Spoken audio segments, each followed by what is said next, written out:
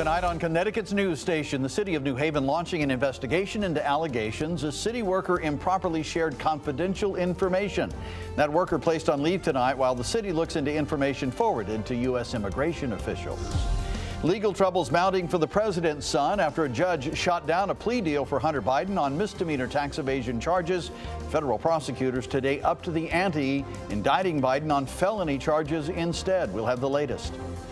And a heartwarming story out of Southbury where a police officer completed the rounds that a delivery driver didn't. How that officer stepped up to deliver packages that otherwise would likely have been lost. Now at 10, this is Fox 61, Connecticut's news station.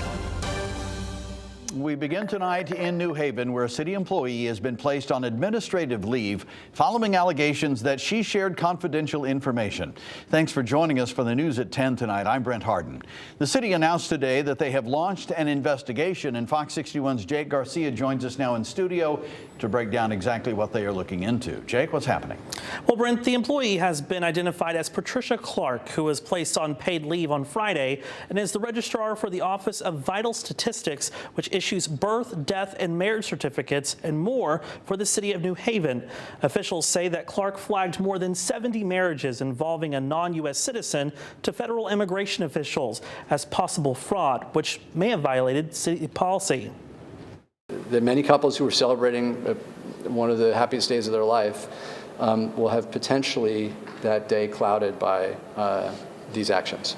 Out of the more than 200 marriage licenses issued by the New Haven Office of Vital Statistics for non-U.S. citizens between August 23rd and November 20th of this year, Clark flagged 73 marriages as questionable or possible fraud and reported it to the Office of U.S. Citizens and Immigration Services. Regardless of your immigration status, your documentation status, or any other characteristics, you are welcome here in City Hall. You are welcome here in our community.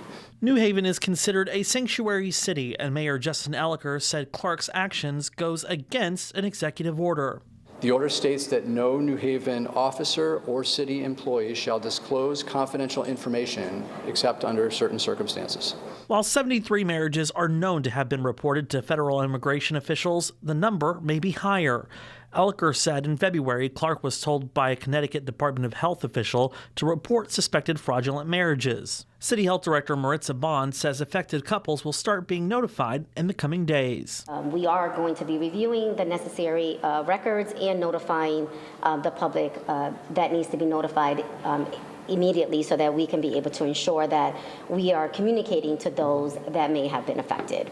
The city says the investigation will uncover several factors, including just how long this was going on for and if racial profiling was a factor. If there is the potential for a certain group or ethnicity being flagged more than others, obviously we'd be really concerned about that. Now, Mayor Elliker also believes this involved one city employee and was not a widespread issue, and said no Elm City resident ID information was actually shared with federal officials. As of now, the city says the marriages are still valid and there are no known federal investigations into those couples. Now, the city has hired a third party to investigate, and if city policy was violated, they will take appropriate steps once the investigation is complete. In studio, Jake Garcia, Fox 61, Connecticut's news station. All right, Jake, thank you. We have some breaking news tonight out of California, though the effects will be felt in Washington, D.C. Federal prosecutors there indicted Hunter Biden today on 9 tax charges, alleging he failed to pay taxes on $4 million in personal income in 2017 and 2018. 3 of the charges are felonies and 6 are misdemeanors, and they come in addition to federal firearms charges in Delaware, charging Biden violated a law against drug users having guns. He had been previously expected to plead guilty to misdemeanor tax charges in a plea deal, but a judge rejected that deal. Defense attorneys have signaled they plan to fight any new charges. All right, time for a first check on the forecast now. Another brisk day, but we have a warm up to look forward to tomorrow. at least by December standards, I guess you'd say. Here's meteorologist Ryan Breton with the latest. Ryan? Brent, tomorrow is kind of day one. Then over the weekend, it starts turning much warmer. But today felt like a midwinter day. Cloudy, cold, with even a few flurries out there this afternoon and evening. But right now, live radar is scanning the skies dry. So other than a random flurry the rest of the night, there won't be any weather problems. Temperatures won't drop a whole lot more. Most of us will start tomorrow morning in the mid-20s, around 30 degrees if you're along the shoreline. So out the door in the morning, it will be clear. The wind will be light. No concerns about any wind chill during the day tomorrow. And we will see a bit more sunshine than we saw today. A mix of sun and clouds for the afternoon, close to 40 degrees by noontime, and then getting into the lower 40s during the afternoon with just a southerly wind coming in between 5 and 10 miles per hour. So with a little bit of sun and not much wind, it should feel much nicer than it did out there this afternoon when it was cloudy and chilly.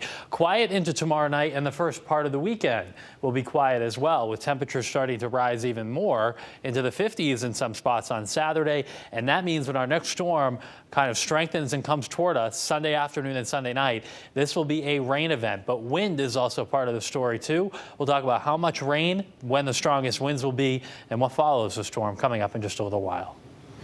All right, Ryan, thank you. Well, the war between Israel and Hamas has officially reached the 2-month mark now, and as the fighting continues, calls for peace are ringing out here at home. Some students at Yale University are taking a different approach to calling for a ceasefire, protesting through song. Fox 61's DeAndrea Turner has more from New Haven on the demonstration tonight. This event was put on by Yale Jews for a ceasefire. On the first day of Hanukkah, they tell me their reasoning is for solidarity.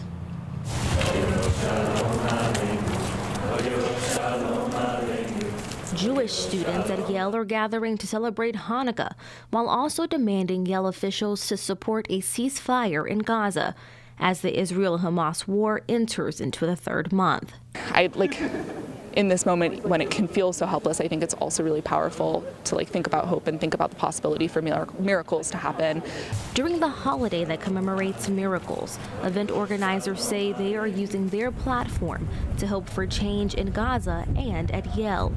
Meeting nightly in front of Yale President Peter Salovey's official residence to gather in song and prayer. We would also, in addition to wanting him to join us kind of in prayer and in singing for this Chag, we also want to have a conversation about why are we as Jewish students using our voices in this way, and why is it important for us that Yale divest from weapons manufacturing and ensure that they protect student murders.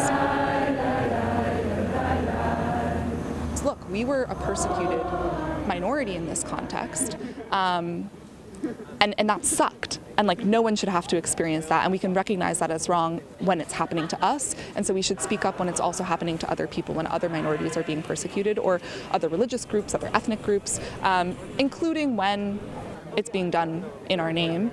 Using their voices to call for unity and an end to violence. It's both about believing in the potential for miracles, but also doing the work to set ourselves up so that that can actually happen. And that's kind of partially what I see as us doing here today and coming together in community. And event organizers tell me for the next 7 days, they'll continue to meet in front of the president's mansion in honor to mark the 8 nights of Hanukkah. In New Haven, DeAndrea Turner, Fox 61, Connecticut's news station.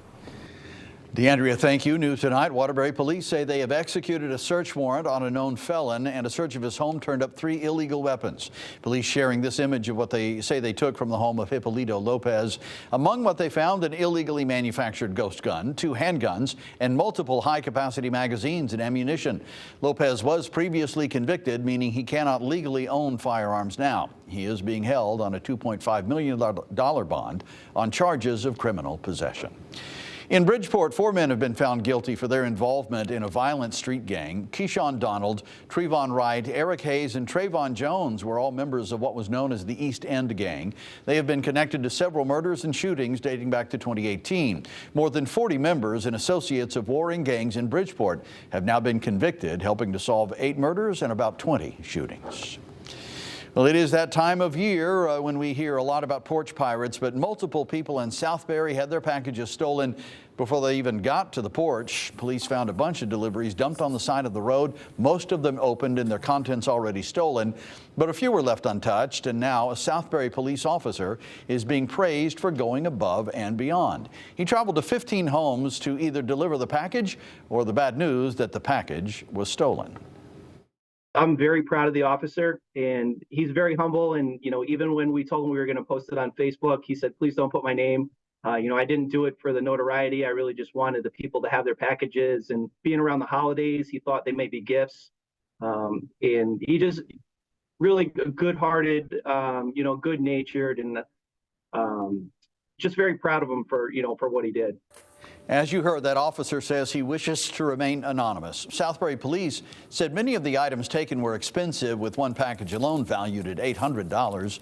Amazon has been notified about the incident. They're still investigating how and why the packages were left on the side of the road. Well, today marks the first night of Hanukkah, and people of the Jewish faith all across the state celebrated in their own ways. In Glastonbury, a menorah lighting helped ring in the holiday. People enjoying the festivities received chocolate coins and watched fire dancers. Hanukkah is traditionally celebrated in the Jewish community, lasting for 8 consecutive nights. The Festival of Lights symbolizes the triumph of light over darkness.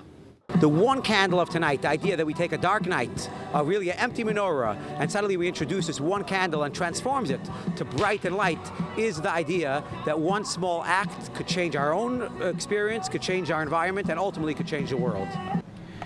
The holiday marks the rededication of the temple in Jerusalem after a small group of Jewish fighters liberated it in the 2nd century.